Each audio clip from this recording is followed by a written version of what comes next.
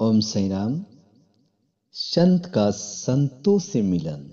शिरडी आने पर श्री साईं बाबा मस्जिद में रहने लगे। बाबा के शिरडी आने से पूर्व देवी दास नाम का एक संत बरसों से वहां रह रहे थे।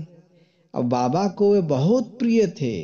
वे उनके साथ कभी हनुमान मंदिर में तो कभी चावड़ी में रहते थे। कुछ समय के बाद जानकी दास नाम का एक संत का भी शिरडी में आगमन हुआ। अब बाबा जानकी दास से वार्तालाप करने में अपना काफी समय व्यतीत करने लगे।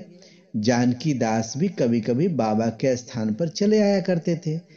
पुनः तांबे के श्री गंगा गिर नामक एक पारिवारिक वैसे संत भी बहुधा बाबा के पास आया जाया करते थे।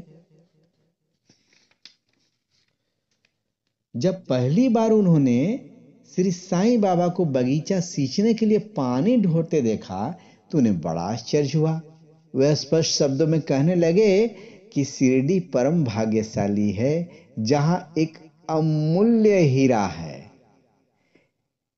जिसने तुम्हें इस प्रकार परिश्रम करते हुए देख रहे हो, वे कोई सामान्य पुरुष नहीं है, अपितु यह भूमि बहुत भाग्यशाली तथा महान पुण्य भूमि है।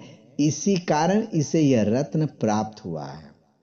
अब इसी प्रकार श्री अक्कलकोट महाराज के एक प्रसिद्ध शिष्य संत आनंदनाथ येवला मठ में, जो कि कुछ शिरडी निवासियों के लिए शिरडी पधारे, उनके भी कुछ ऐसे ही विचार था। उन्होंने स्पष्ट कहा कि यद्यपि बाह्य दृष्टि से ये साधारण व्यक्ति जैसे प्रतीत होते थे, परंतु ये सचमुच साधारण नहीं है। इसका अनुभव तुम्हें भविष्य में होगा। ऐसा कहकर वे येवला मठ लौट गए। यह तब की बात है जब शिरडी सामान्य सा गांव था और बाबा की आयु अभी छोटी थी।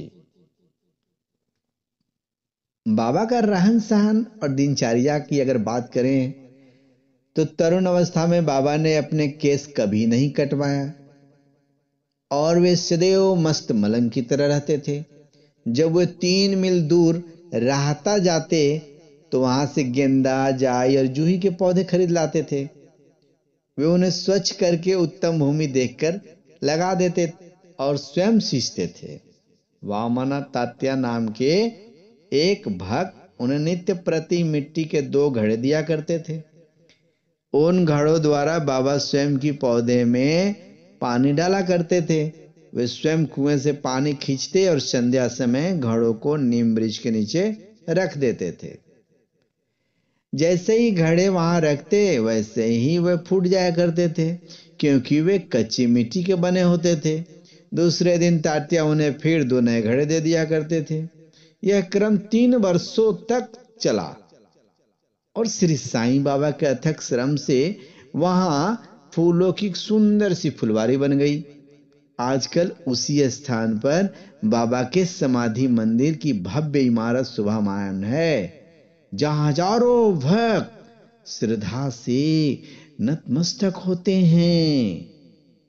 ओम साई राम। जय जय साई राम। बाबा आप सभी का आशीर्वाद दें। खुश रहें, स्वस्थ रहें, मस्त रहें। ओम साई राम।